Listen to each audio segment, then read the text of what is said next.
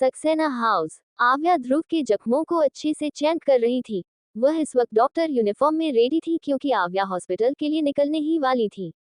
ध्रुवंश जो अभी वहां पहुंचा था वह तुरंत तेज कदमों से कमरे में जाकर ध्रुव को देखता है। ध्रुव इस वक्त पेट के बल लेटा हुआ था और श्रेष्ठा अपने आंखों में दर्द लिए ध्रुव को देख रही थी। ध्रुवंश आगे बढ़ने लगता है। श्रेष्ठा की नजर उस पर जाते ही वह ध्रुवंश के गले लग जाती है। ध्रुवंश श्रेष्ठा को तसल्ली देते हुए कहता है, डैड जल्दी ठीक हो जाएंगे मॉम। बोलते ही ध्रुवंश श्रेष्ठा को खुद से अलग करके आव्या को देखकर कहता है, क्या कंडीशन है ट्यूलिप। आव्या गौर से चोटों के निशान को देखते हुए कुछ बोलने वाली होती है लेकिन उससे पहले ही ध्रुव आंखें बंद किए हुए कहता है, मैं बिल्कुल ठीक हूँ, तुम तीनों बेकार में ही इतना टेंशन ले रहे हो। ध्रुव के ये बोलते ही श्रेष्ठा, ध्रुवंश और आव्या तीनों एक साथ बोलते हैं, शट अप। ध्रुव तीनों को मुड़कर देखता है। तीनों उसे ही घूर कर देख रहे थे।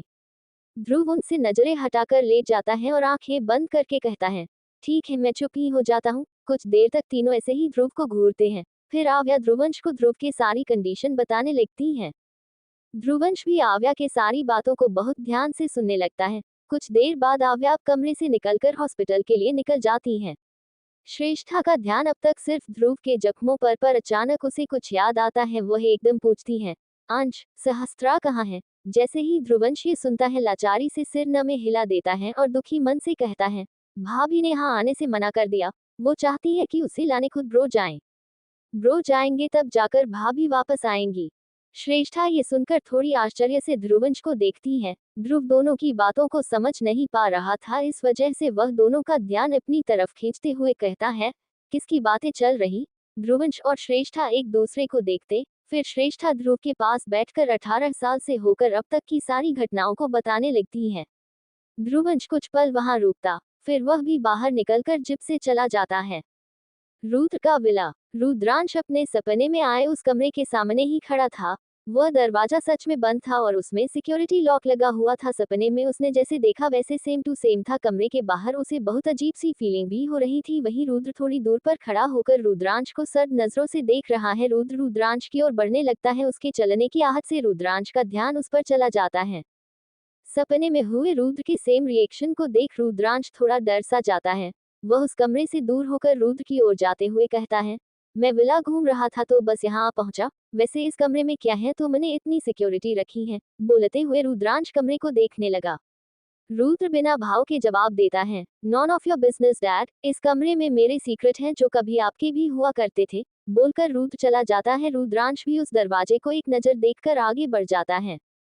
ध्रुवंश की जीप उसके फार्म हाउस में जाकर रुकती है। ध्रुवंश जीप से उतरकर सीधे हॉल से होते हुए कमरे का लॉक खोलता है और अंदर जाता है। अंदर देखते ही उसे धारा दिखती है जो चुपचाप बैठी किसी सोच में डूबी हुई थी। ध्रुवंश को अचानक ही गुस्सा आने लगता है। ये गुस्सा किस बात का था उसे खुद पता नहीं। ध्रुवंश गुस्से से आगे बढ़कर झटके से धारा का हाथ पकड़कर खींच लेता है।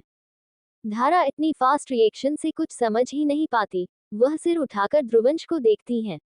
ध्रुवंश धारा के बाल को पकड़ कसकर खींचता है। धारा के मुंह से दर्द भरी आह निकल जाती है। ध्रुवंश धारा के चेहरे के करीब जाकर उसके आंखों में देखकर कहता है, मुझे तुम्हारा वो धोखा और मॉम के आंसू जो इन 1 सालों से रोते आई हैं सबका बदला लेना है। इतना गुस्सा आ रहा है ना, मुझे मन कर रहा है अभी के अभी तुम्हारी जान ले लूं। उद्धरण चिन्ह अल्पविराम। धारा ध्रुवंश के आंखों में एकटक देखते हुए कहती है, ले लो। मैंने मना कब किया है, बहुत सताया है मैंने तुम्हें, मार दो मुझे, वैसे भी जीना ही किसे है किलमी। धारा के इतना बोलते ही ध्रुवंश उसे बहुत जोर से धक्का देता है जिससे धारा का सिर सीधा टेबल में जाकर टकरा जाता है। ध्रुवंश फ्रस्ट्रेट और गुस्से से भरकर कहता है, वही तो नहीं कर सकता मैं, तुम्हें मारना चाहता हूँ लेकिन मार नहीं पा रहा हूँ। बोलते ही ध्रुवंश गुस्से से कमरे का सामान फेंकते हुए कहता है, क्यों क्यों किया तुमने ऐसा, मुझे मोहब्बत के जाल में फंसा कर धोखा क्यों दिया। धारा अपने सिर पर हाथ रखे मुड़कर बैठ जाती है और ध्रुवंश को देखने लगती है जो पागलों की तरह सामान को फेंके जा रहा था और चिल्लाए जा रहा था। ध्रुवंश को इस तरह से देख धारा धीरे से कहती है, आई एम सॉरी। सामान को फेंककर उसने पूरा कमरा तहस नहस कर दिया था। धारा के सिर से खून बह रहा था। ध्रुवंश चारों तरफ देखता है जहाँ कांच के टुकड़े बिखरे हुए थे। ध्रुवंश धारा को देखते हुए सर्द आवाज में कहता है, कम स्वीट हार्ट। धारा एक नजर सब तरफ देखती है। उसे समझ आ चुका था कि ध्रुवंश क्या करना चाहता है। धारा धीरे से खड़ी होती है और आगे बढ़ने लगती है। धारा के नंगे पैर पर कांच अच्छी तरह से घुस रहे थे। कांच जैसे ही घुसती धारा दर्द से जोर से चीखती। ध्रुवंश की नजरें बस धारा के पैरों पर थी जिसमें खून बस बहे जा रहा था। धारा आंखें बंद किए दर्द को नजरअंदाज करते हुए ध्रुवंश के पास जा पहुंचती। वह आंखें खोलकर अब ध्रुवंश को देखने लगती है। ध्रुवंश धीरे से आगे बढ़कर धारा को कुछ पल देखता है और उसके कमर को पकड़कर करीब खींच लेता है। धारा के कदम बढ़ने से धारा फिर एक बार दर्द से चीख उठती है। ध्रुवंश धारा के दर्द से भरे चेहरे को देखता है। ध्रुवंश के नेल्स धीरे धीरे धारा के कमर पर धंसने लगते हैं जिससे धारा को बहुत ज्यादा तकलीफ हो रही थी, लेकिन वह चीख नहीं रही थी, बस एकटक ध्रुवंश के आंखों में देख रही थी। ध्रुवंश धारा के दर्द को देखते हुए अचानक फिर से धक्का देता है। धारा फर्श पर गिर जाती है और उसके पीठ पर एक कांच घुस जाता है। इस बार धारा चीख देती है। ध्रुवंश धारा के पास एड़ियों के बल बैठकर उसके चेहरे को देखते हुए कहता है, बस कुछ पैसों के लिए तुमने मुझे मारने की कोशिश की। मेरे प्यार को पैसों से तुमने तौल दिया और तुम्हें लगा तुम बच जाओगी। धारा सीरियस होकर दर्द में कहती है, वो मुझे तुम्हें मारने के लिए बहुत सारे पैसे दे रहा था। प्यार का क्या है, वो तो पैसों तले ही डूब जाता है, और वैसे भी मैंने तुमसे कभी प्यार नहीं किया। तुम ही मेरे आगे पीछे घूमते थे, इसलिए मुझे कोई फर्क नहीं पड़ता तुम जियो या मरो। बोलते ही धारा ध्रुवंश से नजरें फेर लेती है। ध्रुवंश उसके बातों को सुन टूट सा जाता है, लेकिन फिर भी ये सारी बात उसके गुस्से को भड़काने का काम कर रही थी। ध्रुवंश धारा के एक हाथ को पकड़ता है और उसे धीरे से सहलाते हुए कहता है, मैं तुम्हारे पीछे पीछे घूम रहा था because I love you, but मुझे नहीं लगता तुम मेरे प्यार को डिजर्व भी करती हो। बोलते ही वह झटके से धारा के हाथ को झटक देता है। धारा के हाथ पर कांच घुस जाता है। वह दर्द से चिल्लाती है। ध्रुवंश धारा के जबड़े को जोर से पकड़कर कहता है, मैं तुम्हें मारूंगा, लेकिन इतनी आसानी से नहीं। पहले तड़पाऊंगा फिर जान से मारूंगा। धारा ध्रुवंश को देखती है। ध्रुवंश उससे नजरें हटाकर उठकर कमरे से बाहर निकलता है, फिर कमरे को लॉक कर देता है। धारा उसके जाते ही धीरे धीरे उठती है। उठकर अपने हाथ में घुसे कांच को निकालती है, फिर पीठ पर लगे कांच को। धारा अब अपने पैर पर लगे कांच को देखते हुए कहती है, आई डिजर्व दिस। बोलते हुए उसके चेहरे पर कोई भाव नहीं थे। हॉस्पिटल, आव्या एक आदमी को चैंट कर रही थी। उसके पास एक औरत बैठी उस आदमी को डांटते हुए कहती है, कितनी बार मना किया है कि शराब मत पियो, लेकिन मेरी सुनता ही कौन है। अगर मुझे पता होता तुम शराब पीते हो तो मैं कभी तुमसे शादी ही न करती। आव्या उसकी बात को सुनकर मुस्कुराने लगती है। वह अब भी उस आदमी का चेकअप कर रही थी। वह आदमी उस औरत को बिना देखे कहता है, मैं भी तो नहीं पी रहा था, लेकिन जब से मेरी तुमसे शादी हुई है शराब का सहारा लेना पड़ता है। अगर मुझे पता होता कि तुमसे शादी होने के बाद मुझे शराब का सहारा लेना पड़ेगा तो मैं शादी ही नहीं करता। आदमी के ऐसे जवाब देने से वह औरत चिढ़ जाती है। वह चिढ़ते हुए कहती है, हाँ हाँ, सारा दोष तो मेरा ही है। बोलकर वह उठकर बाहर चली जाती है। आव्या दोनों को देखती है, फिर उस आदमी से कहती है, अंकल, जब आपको पता है कि आंटी को शराब पसंद नहीं तो फिर आप क्यों पीते हैं, और वैसे भी ये आपकी सेहत के लिए सही नहीं है। बोलते ही आव्या इंजेक्शन निकालकर उसमें दवाई भरती है। वह आदमी आव्या का सवाल सुन खोए हुए कहता है, मैं अपनी बीवी से बहुत प्यार करता हूँ। हमारी शादी को 20 साल हो चुके हैं। कुछ महीने पहले मुझे पता चला कि मेरी बीवी कैंसर से पीड़ित है और वह अब आखिरी स्टेज पर है। उसके पास बस 1 महीने है। जब से मुझे ये पता चला मैंने अपनी सेहत खराब करने के लिए शराब का सेवन शुरू किया। भगवान की दुआ से मेरी 2 किडनी खराब हो चुकी है। अब बस यही मन्नत है कि जब मेरी बीवी मरे तो मैं भी उसके साथ उसका हाथ पकड़ मर जाऊं। बोलते हुए वह आदमी हल्का मुस्कुरा देता है। वहीं आव्या ये सुनकर खामोशी से उस आदमी को देखने लगती है। वह आदमी आव्या को देखते हुए कहता है, डॉक्टर साहिबा, अब मेरे शरीर में आपके किसी दवाई का असर नहीं होगा। बोलते ही वह इंजेक्शन वाली जगह पर रुई से घसता है। आव्या का ध्यान अब उस जगह पर चला जाता है। वह आदमी बेड से उठकर खड़ा हो जाता है। आव्या बस उसे देखते रह जाती है। वह आदमी जाता है। आव्या उसके बातों को सोचते हुए अपने चेयर पर जाकर बैठ जाती है। कुछ देर बाद उसके दरवाजे पर नॉक होती है। आव्या अपने ख्यालों से बाहर आ जाती है। वह दरवाजे की ओर देखते हुए, कम इन, उसके बोलते ही नजर अंदर आती है। आव्या उसे बैठने को कहती है तो वह चेयर पर बैठ जाती है। आव्या अपने सामान को बैंक पर रखते हुए कहती है, क्या हुआ आशा, बोलो। आशा थोड़ी नर्वस के साथ कहती है, डॉक्टर, वो कल मेरी एंगेजमेंट है तो मैं चाहती हूँ कि हॉस्पिटल के सारे स्टाफ शामिल हो, इसके लिए आपकी परमिशन चाहिए। आव्या बेड को साइड में रखकर कंफ्यूज्ड होकर कहती है, परमिशन, पर मुझसे क्यों? आशा बिना वक्त गवाए तुरंत कहती है, ये आपका हॉस्पिटल है तो। आव्या उसके बातों से समझ जाती है, जरूर अव्यान ने सबको इन्फॉर्म कर दिया है कि यह हॉस्पिटल आव्या की है। ये सोचते हुए आव्या का मुंह बन जाता है, क्योंकि वह इस हॉस्पिटल में नॉर्मल डॉक्टर की तरह रहना चाहती थी। वह धीरे से कहती है, ये भाई भी न, क्या जरूरत थी सबको इन्फॉर्म करने की, अब सब मुझे स्पेशल ट्रीट करेंगे। आव्या खुद में बहुत धीरे से बात कर रही थी। वहीं आशा उसके परमिशन मिलने का वेट कर रही थी। आव्या का ध्यान आशा पर जाता है। उसे देखते ही आव्या मुस्कुराते हुए कहती है, हाँ सारे स्टाफ को इनवाइट कर दो, हमें कोई प्रॉब्लम नहीं है। आशा खुशी होकर कहती है, थैंक यू डॉक्टर। इस पर आव्या बस सिर हिला देती है। आशा अपने बैंक से कार्ड निकालकर आव्या को देखते हुए कहती है, डॉक्टर आप भी जरूर आना, मुझे अच्छा लगेगा। आव्या कार्ड लेती है और हाँ बोलकर मुस्कुरा देती है। आशा अब वहां से चली जाती है। आव्या कार को खोलकर देखती है, फिर उसे अपने बैग में रखकर बैग लेकर बाहर निकल जाती है। आव्या हॉस्पिटल से निकलते हुए अपने फोन को देखती है जिस पर ध्रुवंश के कई सारे मिस्ड कॉल थे। आव्या तुरंत ध्रुवंश को कॉल करती है। वह कार पर बैठती है। ध्रुवंश की कॉल रिसीव करते ही आव्या कहती है, कितना याद करता है मेरा बच्चा, बस आ रही हूँ। उधर से ध्रुवंश की चिढ़ती हुई आवाज आती है, मुझे बच्चा बोलना बंद करो ट्यूलिप। आव्या अपनी हंसी कंट्रोल करते हुए कहती है, अच्छा तो मेरे सोना बाबू को गुस्सा आ रहा है। ध्रुवंशु उधर से कहता है, घर आओ तुम्हारा बच्चा तुम्हारा सोना बाबू सब दिखाता हूँ। बोलते ही ध्रुवंश कॉल कट करता है। आव्या फोन को देखते हुए हंसते हुए कहती है, मेरा प्यारा भाई, लव यू। बोलते हुए आव्या एक फाइल को देखकर एकदम से सीरियस हो जाती है। रात होने की वजह से सब तरफ पूरा अंधेरा हो चुका था। आंधी रात हुई थी। सहस्त्रा के कमरे की लाइट जलता रही थी और सहस्त्रा इस वक्त गहरी नींद में सो रही थी। उसकी नींद के जगने का कोई पॉसिबिलिटी नहीं थी। बालकनी के दीवारों से कूदकर एक इंसान आया। उसका चेहरा पूरी तरह से ढका हुआ था, बस उसकी आंखें दिख रही थी। वह आगे बढ़कर सहस्त्रा को अपने गोद में उठाता है और उसके कान के पास एक नस को दबा देता है जिससे सहस्त्रा सोते हुए बेहोश हो जाती है। वह सहस्त्रा अच्छी तरह से गले लगाकर उसके पैर को उठाकर अपने कमर से होते हुए लपेटकर पीछे दुपट्टे से बांध देता है। ये करते ही वह कबर्ड से फिर से एक दुपट्टा निकालता है और सहस्त्रा की कमर से होते हुए अपने पीठ पर बांध देता है। इस तरह बांधने से सहस्त्रा उसके शरीर से पूरी तरह से चिपक जाती है, जिसका थोड़ा भी एहसास सहस्त्रा को नहीं था। वह सहस्त्रा को ले जाकर बालकनी में जाता है और बंधे हुए रस्सी को खोलकर उसके पकड़कर कूद जाता है। दोनों झूलते हुए दीवार से टकराने वाले होते पर उससे पहले वह इंसान अपने पैर दीवार पर रख लेता है। सहस्त्रा की डॉगी अचानक उसे देखकर भौंकने लगती है। वह इंसान एक नजर डॉगी को देखता, फिर रस्सी को पकड़कर दीवार पर चढ़कर दीवार के पार कूद जाता है। डॉगी बस खाली दीवार को देखती रह जाती है। I hope you all like my story. Note, blind love के चैप्टर आज या कल तक दे दूंगी।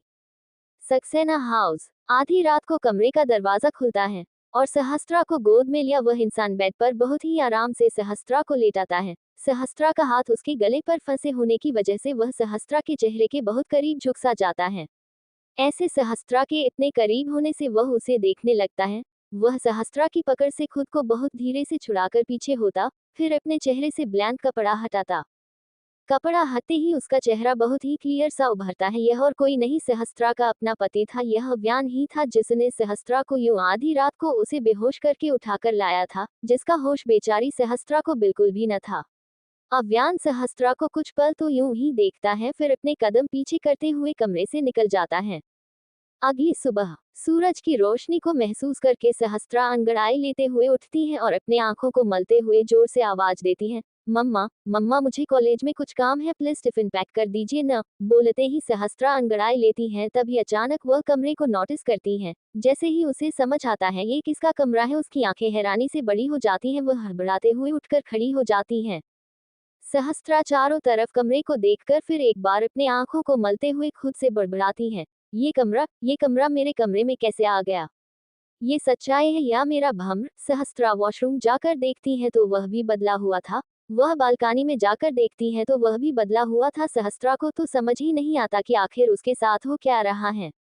वह हद से ज्यादा दिमाग लगाती उससे पहले उसका फोन रिंग होता है। सहस्त्रा जल्दी से नंबर देखकर कॉल रिसीव करती है। उधर से दिया की परेशानी भरी आवाज आती है, बच्चा कहाँ है? आप कमरे में नहीं है, कहीं बताकर भी नहीं गई? कहीं जाना था तो एक बार बताकर जाना चाहिए न बच्चा। आवाज सुनकर सहस्त्रा फोन को देखती है, फिर आगे बढ़कर दरवाजा खोलकर हॉल की ओर देखती है जहां दर्श और सौरभ बैठे हुए थे। अब जाकर उसे एहसास होता है कि वह इस वक्त शेखावत विला में नहीं है। सहस्त्रा दरवाजा बंद करती है और कॉल पर परेशान बैठी दिया से कहती है, मम्मा कल रात वो मुझे लेने आए थे, बहुत रात हो चुकी थी तो मैंने सोचा आपको डिस्टर्ब न करूं। दिया उसके जवाब पर फिर एक बार सवाल करते हुए पूछती है, अगर बहुत रात हो गई तो सुबह चले जाते न बच्चा, ऐसे आधी रात को कौन चोरी चुपके जाता है? इस बार सहस्त्रा से कुछ बोलना नहीं बनता।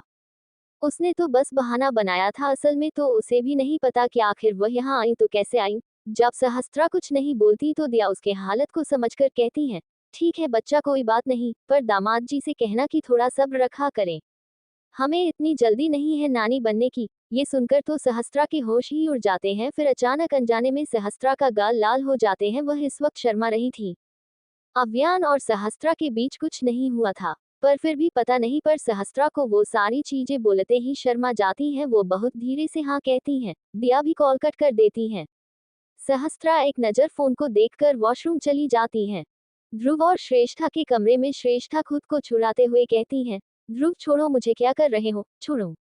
ध्रुव श्रेष्ठा के कमर पर कसके पकड़े हुए उसकी गर्दन पर किस कर रहा था। अचानक से श्रेष्ठा की आह निकल जाती है। वह ध्रुव घूरते हुए कहती है, ये क्या हरकत है। ध्रुव श्रेष्ठा के गर्दन पर बाइट वाली जगह पर किस करके कहता है, बेबी तुम्हें इतना करीब देखकर मुझसे बर्दाश्त ही नहीं हो रहा। तुम्हें नहीं पता मैं किस तरह खुद को कंट्रोल कर रहा हूँ।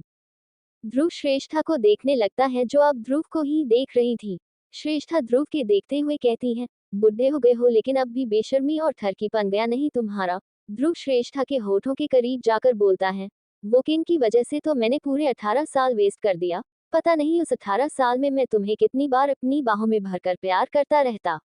बेबी मुझे ये सोच सोचकर उसकिन पर बहुत गुस्सा आ रहा है। बोलते हुए ध्रुव की आवाज बच्चों जैसी हो जाती है। श्रेष्ठा ध्रुव के होठ को देखती है, जो उसके होठों से पूरी तरह से सट चुके थे। श्रेष्ठा ध्रुव की आंखों में देखते हुए कहती है, अंश ने तुम्हें बहुत याद किया ध्रुव, हर घड़ी तुम्हारे लिए रोता था, इसकी वजह से ही वह दूसरों के लिए इतना हार्टलेस और रूड बन गया। ये सुनकर ध्रुव एकदम से सीरियस हो जाता है और श्रेष्ठा से थोड़ा दूर होकर कहता है, आई नो बेबी, इन सब की वजह से मैं उसका पूरा बचपन नहीं देख पाया, जिसकी वजह से ये सब हुआ है, न उसे मैं जिंदा नहीं छोड़ूंगा। श्रेष्ठा ध्रुव के सीने पर सिर रखे कहती है, अब मैं फिर तुमसे दूर नहीं होना चाहती ध्रुव। ध्रुव श्रेष्ठा के माथे को चूमकर कहता है, अब हम कभी दूर नहीं होंगे बेबी। बोलते ही वह श्रेष्ठा को बाहों में भर लेता है। आदित्य और काव्या के कमरे में आदित्य बहुत ही प्यार से उसके चेहरे को छू रहा था। तभी उसे काव्या की पलकें हिलती हुई महसूस होती हैं। आदित्य काव्या के पलकों को बहुत ध्यान से देखता है। काव्या की पलकें हिलते खिलते धीरे धीरे खुलने लगती हैं। काव्या की आंखें खुल जाती हैं जैसे ही आदित्य ये देखता है। काव्या के चेहरे को अपनी ओर करता है। काव्या बिल्कुल शांत सी आदित्य को देखती रहती। काव्या की पलकें खुल तो चुकी थी, पर अब उसके पलकें हिल नहीं रही थी। आदित्य काव्या को देखते हुए कहता है, वाइफी तुमने आंखें खोल ली। वाइफी तुम मुझे देख सकती हो। आदित्य के सवाल पर काव्या का कोई एक्शन नहीं था, वह चुपचाप सी आदित्य को देख रही थी। आदित्य काव्या के गाल को हल्का थपथपाते हुए कहता है, बोलो ना वाइफी, तुमने आंखें खोल ली, तुम मुझे देख सकती हो। वाइफी जवाब दो ना, मुझे तुमसे बात करनी है। काव्या अब भी कोई जवाब नहीं देती। ऐसा लग है जैसे काव्या आदित्य को सुन ही नहीं पा रही हो। कुछ पल तक काव्या ऐसे ही बिना कुछ रिएक्ट किए देखती रहती, फिर अचानक उसके शांत आंखों से आंसू बहने लगती है। अब भी उसका चेहरा कुछ रिएक्ट नहीं कर रहा था, बस आंसू नदी की तरह रास्ते ढूंढते हुए गाल से होकर नीचे बह रही थी। शायद ये आंसू आदित्य को जवाब देने का प्रयत्न कर रही हो। आदित्य काव्या के आंसुओं को पोंछते हुए कहता है, मेरी वाइफी, तुम मेरी वाइफी हो। मेरी वाइफी ऐसे मत रो। बोलते हुए वह लगातार काव्या के आंसुओं को पोंछ रहा था। वहीं काव्या के आंसू भी रुकने का नाम नहीं ले रहे थे। स्टडी रूम में उपस्थित ध्रुवंश और आव्या बहुत सीरियस में थे। आव्या कुछ सोच रही थी, वहीं ध्रुवंश एक फाइल को हाथ में लिए देख रहा था। ध्रुवंश पूरे फाइल को देखकर कहता है, ऐसे कैसे हो सकता है। बचपन की फोटो, भाभी की हरकतें, सब तो प्रन्या जैसी है, तो फिर ये रिपोर्ट तुमने अच्छे से तो चेक किया था ना ट्यूलिप। आव्या सोचते हुए एकदम से कहती है, जब से तुमने मुझे बताया है कि भाभी ही प्रन्या है, मैं तब से जानने की कोशिश कर रही हूँ। प्रन्या अंधेरे से बहुत डरती थी। ये डर आंटी अनन्या से आया था, उनका इलाज हो चुका था, लेकिन फिर भी ये बीमारी प्रन्या में थी। और सेम मैंने भाभी पर ट्राई किया था। जब वो आंधी रात को पानी लाने किचन में गई थी, मैंने सारे लाइट्स ऑफ करके देखा था, वो डर से बेहोश हो गई थी। उद्धरण चिन्ह अल्पविराम। बोलते ही आव्या सोफे पर बैठ जाती है और फिर से कहती है, प्रन्या के बाएं हाथ में और कान के पीछे तिल था, जो मैंने भाभी के भी देखे। प्रन्या को बादाम से एलर्जी था और भाभी को भी बादाम से एलर्जी है। प्रन्या हम सबसे 3 साल छोटी थी और भाभी भी हमसे से 3 साल छोटी है। सब कुछ देखकर तो यही लगता है कि भाभी ही प्रन्या है, लेकिन ये रिपोर्ट। बोलते ही आव्या रिपोर्ट को देखती है। आव्या रिपोर्ट को पलटते हुए कहती है, मैंने ये रिपोर्ट स्पेशली अपनी निगरानी में बनवाया है। टेस्ट में अंकल प्रिंस और भाभी की डीएनए मैच नहीं कर रही है, हिमांशु बजाज और भाभी की डीएनए मैच कर रही है। इसका मतलब तो यही हुआ कि भाभी हिमांशु बजाज की बेटी है। बोलते ही आव्या रुक जाती है। ध्रुवंश उसके रुकते ही सवाल करता है, फिर भाभी की हरकतें और बचपन की फोटो प्रज्ञा जैसी क्यों है? मैं जब भाभी से मिला तो उस दिन हमारी एंगेजमेंट भी हुई थी, तो किंग मुझे शेखावत विला ले गए थे, वहां मैंने उसकी बचपन की फोटो देखी। तो बस इसलिए मैंने जानबूझकर अपने आप पर अटैक होने दिया ताकि मेरी जगह ब्रो उनसे शादी करें। वो सारे लोग मुझ पर अटैक करेंगे, मुझे ये पहले से पता था, क्योंकि रुद्रांश सूर्यवंशी अपने बेटे के सिवाय किसी और को किंग बनता हुआ नहीं देख सकता था। और तुम्हें तो पता है ना ट्यूलिप की मेरी पहचानने की पावर कितनी ज्यादा हाई है। आई एम 100% श्योर भाभी ही प्रज्ञा है। आव्या अपना सिर पकड़कर कहती है। ओफ, कितना कंफ्यूजन है ये सब। ऐसा लग रहा है जैसे मैं कोई डॉक्टर नहीं सीआईडी हूँ। और ये रुद्रांश सूर्यवंशी का बेटा है कौन? बस नाम बता दो उसका, उन दोनों बाप बेटों को तो मैं अपने हाथों से मारूंगी। अच्छी खासी जिंदगी की वॉट लगा दी है उसने। ध्रुवंश आव्या के सिर को अपने अपने गोद में रखता है, फिर धीरे धीरे दबाते हुए कहता है। रियल नाम तो नहीं पता, पर माफिया वर्ल्ड में उसका नाम टाइगर है। मैं उससे मिला, बात भी किया, मुझे नहीं लगता वो उस कमीने जैसा है। मेरे हिसाब से तो वो बस खतरनाक है, लेकिन दिल। आव्या बीच में ही बोल पड़ती है। कमीने का बेटा कमीना ही होता है। उसी रुद्रांश सूर्यवंशी का तो खून दौड़ रहा है ना उसके शरीर में। फिर तुम उस पर कैसे ट्रस्ट कर सकते हो? ध्रुवंश आव्या को देखता है, जिसके चेहरे पर एक नफरत और गुस्सा झलक रही थी। ध्रुवंश आव्या के माथे पर किस करके कहता है।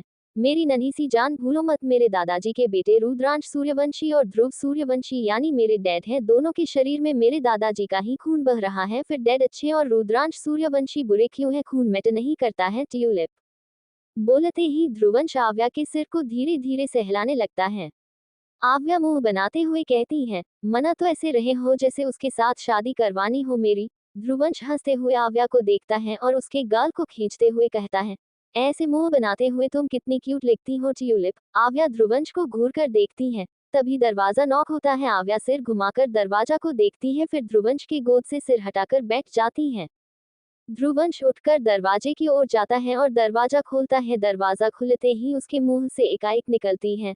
भाभी भाभी। सुनते ही आव्या जल्दी से फाइल को उठाकर सोफे पर रखे तकिए के पीछे छिपा लेती है और अच्छे से बैठ जाती है।